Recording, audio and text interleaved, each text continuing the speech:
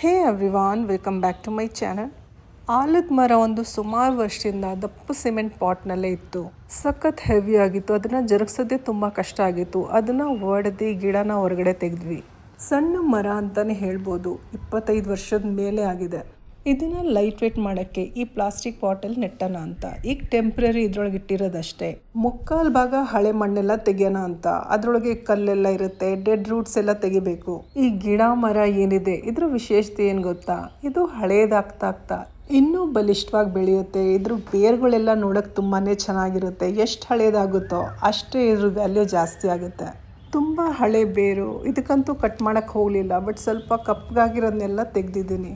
ಮಣ್ಣು ಕಲ್ಲು ಎಲ್ಲ ತೆಗೆದಿದ್ದೀನಿ. ರೀಪಾಟ್ ಮಾಡೋಕ್ಕೆ ನಾನು ಜರಡಿ ಹಿಡ್ದಿರ ಅಂತ ಮಣ್ಣು ಯೂಸ್ ಮಾಡೋಣ ಅಂತ.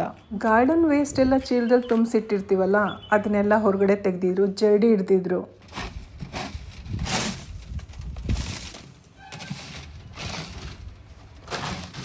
ತೋಟದ ಕೆಲಸ ಯಾವತ್ತೂ ಮುಗಿಯಲ್ಲ ಬಿಡಿ.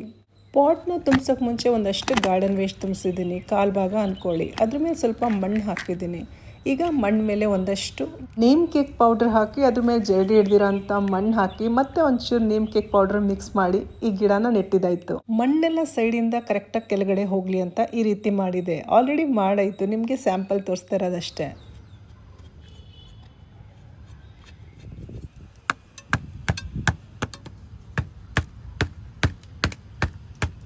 ಪಾಟ್ನ ಸೈಡಲ್ಲಿಟ್ಟು ಚೆನ್ನಾಗಿ ನೀರು ಹಾಕಿದ್ದೀನಿ. ಎಷ್ಟು ನೀರು ಅಂದರೆ ಕೆಳಗಡೆ ಹರ್ಕೊಂಡು ಹೋಗ್ಬೇಕು ಆ ಥರ. ಆಕಾಶ ನೋಡ್ತಾ ಇದ್ದೀರಲ್ಲ, ಅದರೊಳಗೆ ಕಪ್ಪು ಮೋಡಗಳು. ಮಳೆ ಅಂತೂ ಬರೋದಿಲ್ಲ. 2 ಥರ ಪ್ಲುಮೇರಿಯಾ ಗಿಡದ ಕಟ್ಟಿಂಗ್ ನೆಟ್ಟಿದೆ. ಅದು ಮಳೆ ಬಿಸಿಲಿಂದ ಸೇಫಾಗಿರಲಿ ಅಂತ ನೆರಳಿರುವಂಥ ಜಾಗದಲ್ಲಿ ಇಟ್ಟಿದ್ದೀನಿ. ಇವತ್ತಿನ ವಿಡಿಯೋ ನೀವೆಲ್ಲ ಇಷ್ಟಪಟ್ಟಿರ್ತೀರ ಅಂದ್ಕೊಳ್ತೀನಿ. ಇಷ್ಟ ಆಗಿದ್ರಲ್ಲಿ ಲೈಕ್ ಮಾಡೋದು ಮರಿಬೇಡಿ. ಮತ್ತೆ ಸಿಗೋಣ ಇನ್ನೊಂದು ಒಳ್ಳೆ ವಿಡಿಯೋ ಜೊತೆ. ಅಲ್ಲಿವರೆಗೂ ಧನ್ಯವಾದಗಳು. Thank you. ನಮಸ್ಕಾರ.